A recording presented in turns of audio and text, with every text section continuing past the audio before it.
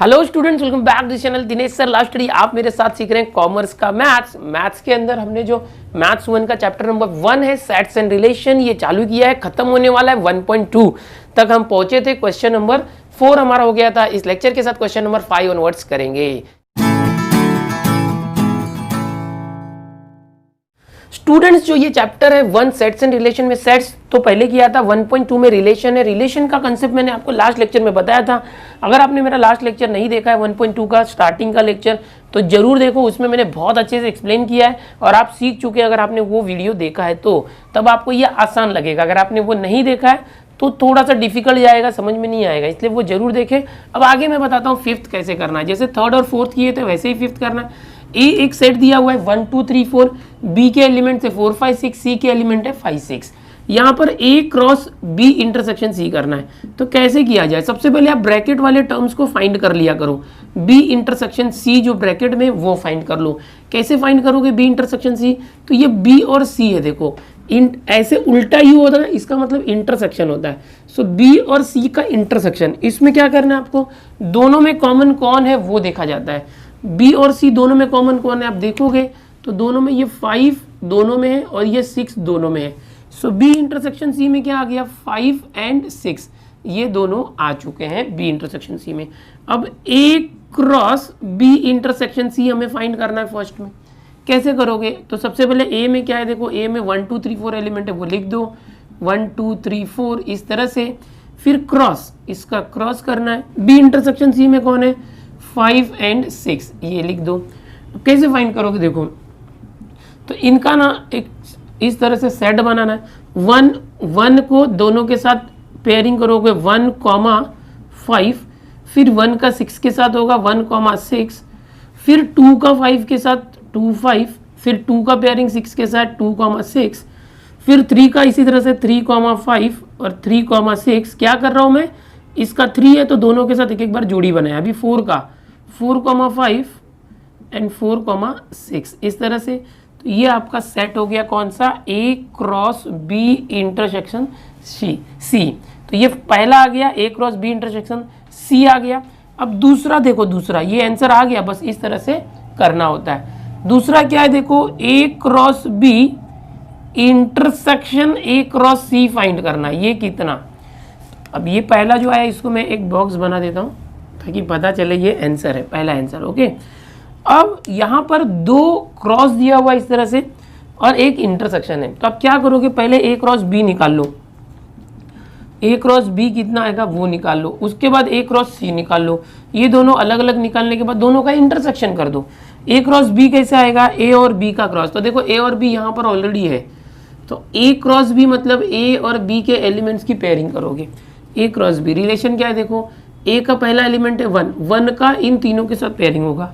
सो आएगा 1 4, फिर 1 5 और 1 6। ये जो 1 था इसका तीनों के साथ पेयरिंग हुआ 1 4 1 5 1 6।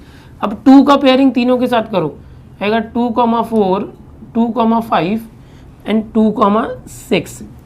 अब 3 का करो, 3 4 3 5 3 6।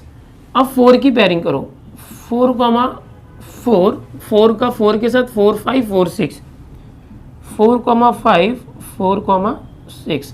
सो इस तरह से आपको ए क्रॉस बी मिल गया। अब ए क्रॉस सी करना है। ए क्रॉस सी कैसे करोगे? ए और सी के एलिमेंट जो है उनकी पेयरिंग करना, ए और सी।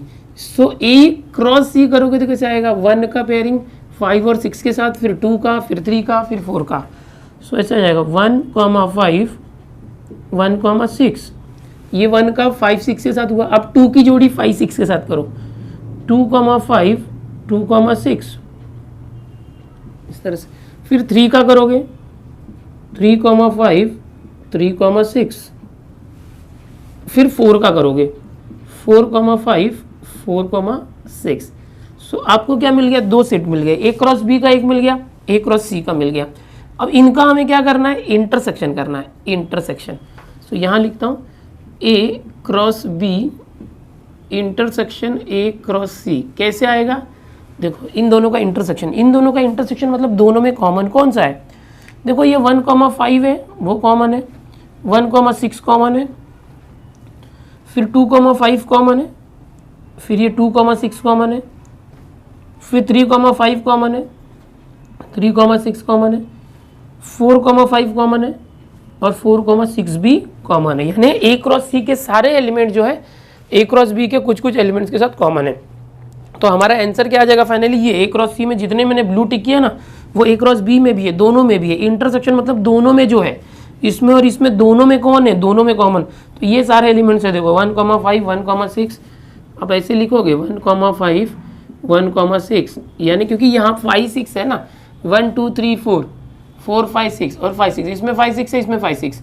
सो ए क्रॉस बी में 5 6 वाले ए के साथ थे और ए क्रॉस सी में 5 6 वाले सबके साथ थे। तो जो 5 और 6 वाले वो सब कॉमन आ गए।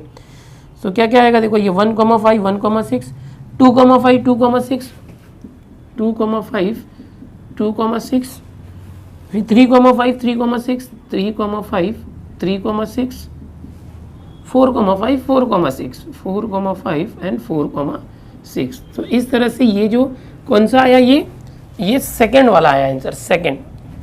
अब थर्ड करेंगे, देखो बहुत ही आसान है। फर्स्ट आंसर आया था, सेकंड आंसर आया, अब थर्ड वाला।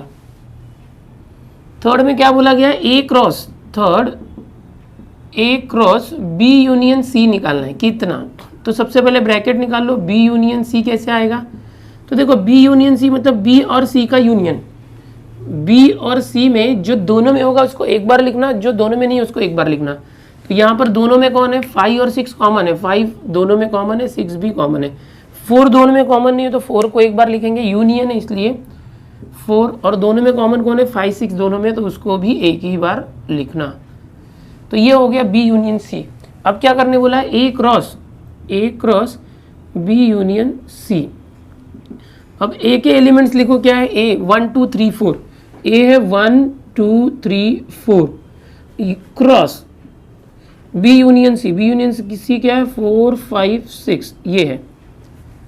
कैसे करोगे क्रॉस, जैसे अभी कर रहे थे ना वैसे ही, इज इक्वल टू यहाँ से लिखता 1 की पेयरिंग सबके साथ करो, 1 4 1 4 1 5 1 6, ये तीनों के साथ 1 हो गया। अब 2 का तीनों के साथ 2 4 2 5, बहुत ही आसान है, 2 6, 1 और 2 के पेयरिंग हो गया। अब 3 को तीनों के साथ लिखो, 3 4 3 5 3 6, ये हो गया। अब 4 का करो, 4 4 4 5 4 6, और ये क्लोज हो गया, ये 5 है। सो देखो ये आ गया आपको ए क्रॉस बी, तीसरा जो पूछा था ना, ए क्रॉस बी यूनियन सी, ये तीसरा आ गया।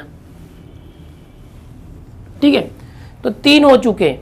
अब चौथा क्या फाइंड करना है, देखो चौथा ए क्रॉस बी और यूनियन ए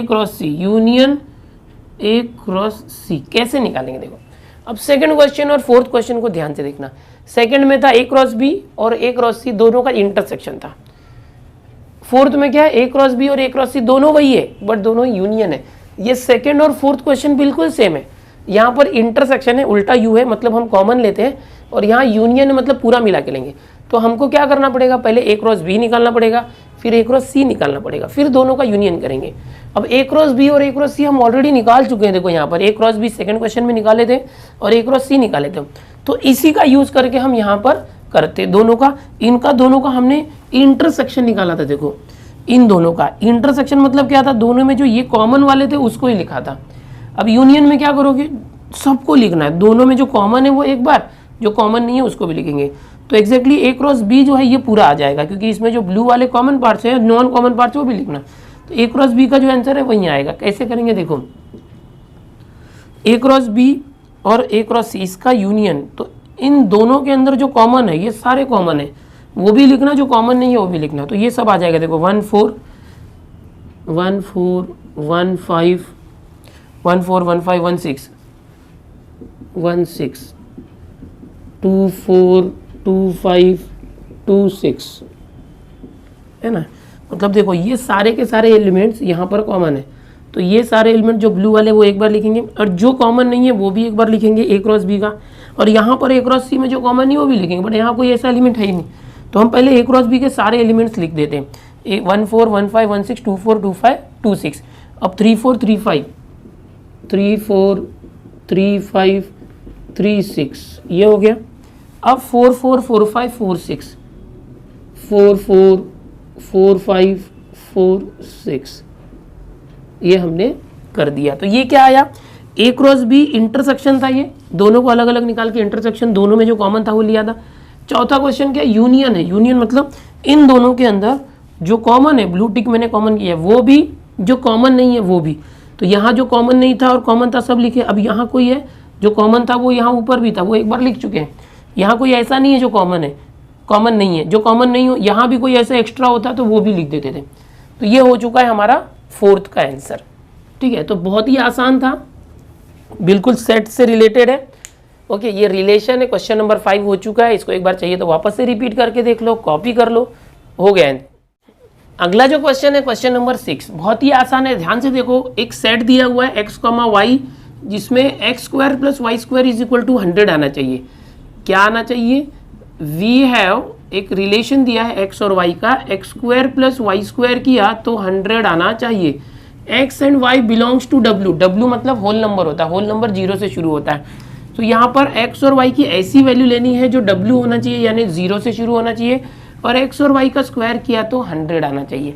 क्या क्या नंबर आ सकते हैं, देखो अगर सीधे सीधे देखा जाए तो यहाँ पर where x is equal to 0 and y is equal to 10 अगर लेते हैं, ध्यान से देखना, 0 एंड 10 किया तो x का 0 स्क्वायर प्लस y 10 स्क्वायर क्या हो जाएगा, 0 स्क्वायर 0, 10 स्क्वायर 100, क्या आ रहा है 0 प्लस 100 100 आ रहा है, मतलब ये एक सॉल्यूशन है। अब ऐसा दो वैल्यू निकालो x और y का, जो यहाँ पर रखने के बाद 100 आना चाहिए।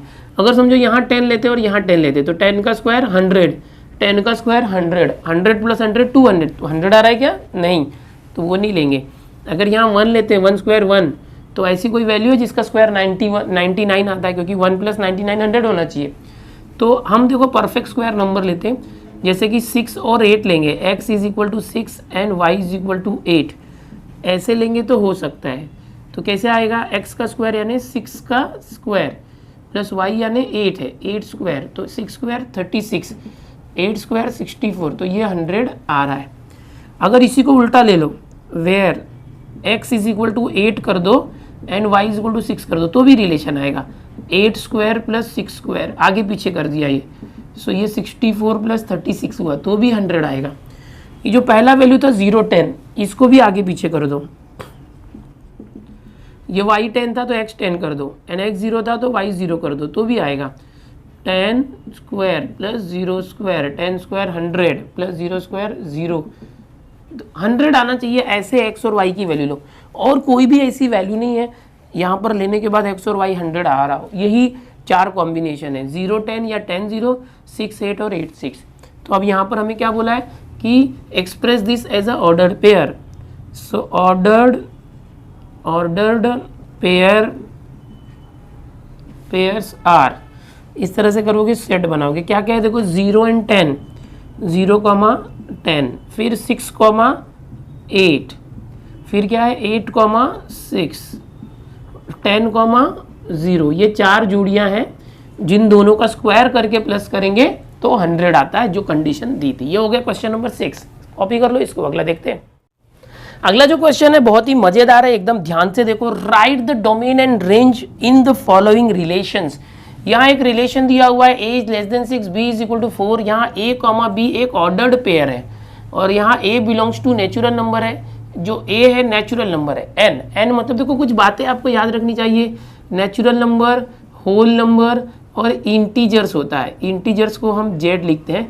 नेचुरल नंबर 1 से शुरू होता है, 1 2 3 4 and so on. Whole number 0 से स्टार्ट होता है, 0 1 2 3 4 5 सो ऑन। एंड इंटीजर जो होते हैं ना, वो 0 भी होगा, पॉजिटिव भी होगा और निगेटिव भी होगा, ठीक है, इस तरह से। तो ये कुछ बातें याद रखनी चाहिए जब सेट के अंदर आता है। n मतलब नेचुरल नंबर जो 1 से शुरू होता है। a belongs to natural number, ये जो a है वो नेचुरल नंबर है, यानी 1 से शुरू हो रहा है। और a is less than 6, a जो है 6 से छोटा है, 6 से छोटा है। एंड जो b है वो एग्जैक्टली 4 दिया हुआ है। अब आपको पूछा गया डोमेन एंड रेंज निकालो, तो कभी भी याद रखो कि ये जो a, b ऑर्डर्ड पेयर होता है, इसमें a जो होता है ना, ये डोमेन होता है, हमेशा याद रखो। और ये जो होता है ना, ये रेंज होता है। जो b दूसरा वाला होगा वो रेंज होगा, पहला वाला डोमेन होता है। अब यहाँ से हम लिखेंगे कि a belongs to natural number a is less than 6, ये दिया है। अब जो ये a नेचुरल नंबर आपने देखा 1 2 3 1 से स्टार्ट होना चाहिए, बट a की वैल्यू लेस देन 6 होना चाहिए। तो a की वैल्यू स्टार्ट करो क्या आएगा, 1 से शुरू होगा नेचुरल नंबर, तो 2 3 4, 6 से छोटा होना चाहिए यानी 5 तक, 6 से छोटा मतलब 5 तक। और दूसरा जो b है, b इज एग्जैक्टली 4 दिया हुआ है कि b जो है ना छोटा है ना बड़ा है, 4 है। सो a और b मालूम है, तो जो पहला वर्ड होता है ना a, वो डोमेन होता है, उसकी जो वैल्यूज है उसको सेट के फॉर्म में लिखो। a की वैल्यू 1 2 3 4 5, ये हमारा क्वेश्चन का डोमेन मिल गया। जो दूसरा रेंज होता है, रेंज वो सेकंड वैल्यू होता है, जो b है ना दैट इज रेंज। रेंज कितना आ गया, 4। ओके, तो ये हो गया डोमेन एंड रेंज। हमें जब भी फाइंड करने बोलेगा तो हम ऐसे करेंगे, डोमेन और रेंज। जो दूसरा क्वेश्चन है वो देख लो, क्या दिया हुआ है कि इस तरह से दिया हुआ है, सेट a टू b और slash a comma b belongs to natural number where a plus b is equal to 12। अब इसके अंदर भी ध्यान से देखो, a और b है तो a की वैल्यू डोमेन कहलाएगी, b की वैल्यू रेंज कहलाएगी। जैसे मैंने बताया a डोमेन होता है, b रेंज होता है, और a और b दोनों नेचुरल नंबर है। नेचुरल नंबर मतलब क्या, 1 2 3 है। ओके, और a और b को प्लस करके 12 आना चाहिए। तो कैसे करोगे, देखो यहाँ पर आप लिखोगे a and b belongs to natural number, सबसे पहली बात, and a plus b is equal to 12 है। तो क्या करोगे, व्हेन, अब वैल्यू लोगे, a की वैल्यू किससे स्टार्ट होगी, नेचुरल नंबर है तो 1 से स्टार्ट होगा। a इज इक्वल टू 1, तो b कितना होगा तो 12 आएगा। a अगर 1 है तो b कितना आएगा तो 12 आएगा। b 11 होगा तो 1 और 11 12, a और b को प्लस करके 12 आना चाहिए। अब देखो a इज इक्वल टू 2 ले सकते हो, 3 ले सकते हो, 4 ले सकते हो, 5, a की value 6, a value 7, a value 8, और आगे भी जाएगा। यहाँ पर किया जाए, देखो a की value 8, a value 9, a value 10 और a वैल्यू 11 तक ले सकते हैं, क्योंकि टोटल 12 आना चाहिए। अगर a की वैल्यू 11 है तो b की वैल्यू 1 होगी, तो a 11 प्लस 1 12 आ रहा है। हम 0 नहीं ले सकते क्योंकि यहाँ w नहीं लिखा है, w लिखा रहता तो 0 होता। w कहाँ पर, ये जो है ना a to b, a and b belongs to natural number, मतलब a और b की वैल्यू 0 नहीं होगी, 1 से स्टार्ट होगा, तो b की वैल्यू भी 0 नहीं होगी तो 1 होगा कम से कम, तो a 11 होगा, तभी तो दोनों को प्लस करके दोनों को 12 लाएंगे हम। सो a की वैल्यू 1 होगी तो b 12, a 2 है तो b, a की वैल्यू 1 है तो b 11, a 2 है तो b 10। ओके, दोनों मिलके 12 होना चाहिए। इसको 12 में से माइनस करो, ये 3 है तो 9, 4 है तो 8, 12 में से 4 माइनस किया, 12 में से 5 माइनस करो 7, 12 में से 6 माइनस करो 6, 12 में से 7 गया तो 5। देखो एक एक कम हो रहा है, 11 10 9 8 7 6 5, फिर क्या आएगा 4, 8 4 12, फिर क्या आएगा, एक मिनट, अरे 8 लिख चुका था हम लोग, A8 लिख चुके हैं। फिर अगर 9 है तो क्या आ जाएगा, A इक्वल टू 9 है तो B इज इक्वल टू 3, 10 है तो 2, 11 है तो 1, दोनों को प्लस करके क्या आना चाहिए 1। तो यहाँ पर व्हेन या वेयर करके इस तरह से लिख सकते हो। अब हमें ऑर्डर्ड पेयर क्या मिल रहा है, हमें लिखना था, नहीं ऑर्डर्ड पेयर नहीं लिखना, हमें डोमेन और रेंज लिखना है। सो डोमेन और रेंज क्या करेंगे, देखो डोमेन क्या होगा, देखो डोमेन इज इक्वल टू, इस तरह से सेट के फॉर्म में, ये जो पहली वैल्यू a की वैल्यू है ना, ये डोमेन में आएगा 1 2 3 4 5 6 7 8 9 10 11, 1 2 3 4 5 6 7 8 9 10 11, ये डोमेन आया। एंड रेंज निकालने बोला गया, रेंज क्या करेंगे, ये जो b की वैल्यू है ना वो रेंज है। b क्या है, 11 10 से लेके बैकवर्ड नंबर्स 1 तक। सो 11 10 9, 9 के बाद 8 7 6 5 4 3 2 1, समझ में आ रहा है। तो ये डोमेन है और ये रेंज है। कभी भी याद रखो, a की वैल्यू डोमेन होती है, b की वैल्यू रेंज होती है। सो हो गया, ये सेकंड क्वेश्चन हो गया। अभी थर्ड क्वेश्चन देखो क्या दिया है, थर्ड यहीं पर कर लेते हैं। सीधे सीधे ऑर्डर्ड पेयर दिया हुआ है 2, 4, 2, 4, 2, 5, 2, 6 एंड 2, 7, इस तरह से दिया हुआ है। तो कैसे करेंगे, देखो ये दिया है तो यहाँ जो पहली वैल्यू होती है वो डोमेन होती है और दूसरी वैल्यू रेंज होती है। ये आपने सीखा है, डोमेन इज इक्वल टू करते, domain is equal to range is equal to. So देखो डोमेन क्या होगा, जो पहली वैल्यू 2 2 2, सबका पहला वैल्यू सेम है, ओनली 2 है, तो ओनली एक ही एलिमेंट आया 2, सब में सेम है, अलग अलग होता तो वो कॉमा करके लिखते हैं।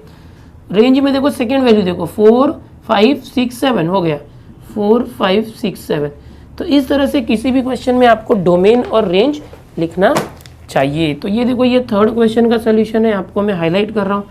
ये जो है ये सेकंड क्वेश्चन का सोल्यूशन है, ओके। और ये जो है ये फर्स्ट क्वेश्चन का सोल्यूशन है। हमने काफ़ी आसानी से कर लिया। इसका स्क्रीनशॉट ले लो, कॉपी में आपको लिखना है, नई बुक बनाओ, अच्छे से सब लिखते जाओ। आठवां जो क्वेश्चन है बड़ा इंटरेस्टिंग क्वेश्चन है। ए दिया हुआ सेट 6,8, बी दिया हुआ 1,3,5। सो यहाँ पर जो आर एक सेट दिया है, ए टू बी ऑर्डर्ड पेयर है। इसमें जो ए है स्मॉल ए यानी डोमेन की जो वैल्यू है वो बिलोंग टू सेट ए कर रहा है, कैपिटल ए। एंड जो बी है, ओके, जो बी रेंज वाली वैल्यू है बी, वो सेट बी को बिलोंग कर रहा है। इस ए में से बी को माइनस करोगे, ए माइनस बी, तो एक इवन नंबर आना चाहिए। इवन नंबर क्या होता है? देखो 2, 4, 6, 8 एंड सो ऑन, जो आधा कर सकते हैं, जिसको जो 2 से डिविजिबल होता है वो इवन नंबर होता है। सो कैसे किया जाए? देखो यहाँ पर a माइनस बी करना है, तो एक एक करके लेते हैं। जैसे ऑर्डर पेयर लेते हैं ना, पहले a का वैल्यू 6 लेते हैं और b का वैल्यू 1 लेते हैं। When a is equal to 6, a minus b करना है ना, तो पहले a की वैल्यू इसमें से एक लो और इसमें से एक लो। And b is equal to 1, मैंने a की वैल्यू 6 लिया और b की वैल्यू 1। a की वैल्यू 6 ले लो एंड b की वैल्यू 3 ले लो। मतलब पेयरिंग करते हैं ना, जैसे 6 का 1 के साथ, 6 का 3 के साथ, अब 6 का 5 के साथ करो। a value 6 and b value 5। मैंने जब a 6 था, a 6 दिया तो b की वैल्यू 1, 3, 5 लिया 3 बार। अब a की वैल्यू 8 ले लो, a वैल्यू 8 एंड b की वैल्यू क्या लोगे? 1।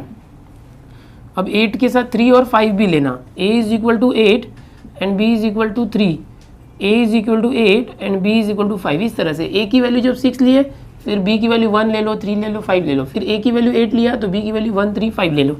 इतने सारे केस आ गए। करना क्या है? a में से b को माइनस करना है। a में से b को माइनस करना मतलब इस a से b को माइनस करना मतलब 6 माइनस 1, 6 माइनस 1 क्या आ रहा है? 5। a minus b, a minus b करो तो 6 माइनस 3, 6 माइनस 3, 3, 6 माइनस 5, 6 माइनस 5, 1। फिर a माइनस b मतलब 8 माइनस 1, 8 माइनस 1 क्या आया? 7। 8 माइनस 3, 8 माइनस 3, 5, 8 माइनस 5, 8 माइनस 5, 3 आ गया। अब लाना क्या था कि जो a माइनस बी है वो इवन नंबर आना चाहिए। जब माइनस कर रहे हो आप, a माइनस बी कर रहे हो, इस तरह से a में से b को माइनस कर रहे हो, तो जो आंसर आ रहा है वो इवन नंबर आना चाहिए। इवन नंबर क्या होता है? 2, 4, 6, 8 इस तरह से होता है, जो 2 से डिविजिबल हो। तो इसमें कोई इवन नंबर है क्या? देखो 5 which is even, which is even है क्या? नहीं, ऑड है, ये ऑड है। 3 ये भी ऑड है, विच इज ऑड। 1 ये भी ऑड है, इवन आना चाहिए क्या? वो देखते हैं। 7 2 से डिविजिबल है, 2 के टेबल में आता है क्या? 2 के पाड़े में आता है? नहीं, तो ये ऑड है। 5 विच इज ऑड, ये भी ऑड है, 2 के टेबल में कुछ नहीं आता। एक भी ऐसा नहीं है जो इवन हो, बट हमको तो बोला था इवन आना चाहिए, तो कोई नहीं है। तो जो आर है, आर, ये किस तरह से होगा? एम्प्टी सेट होगा। इसमें से कोई भी कंडीशन ऐसी नहीं है जो दी हुई कंडीशन को सेटिस्फाई कर रहा है, कोई भी वैल्यू नहीं है इस तरह से। इसको हम नल सेट भी बोल सकते हैं। हम बोल सकते हैं कि R is empty set. Okay, ये जो R है एम्प्टी सेट हो गया। क्वेश्चन नंबर 8 हो गया, कॉपी कर लो इसको।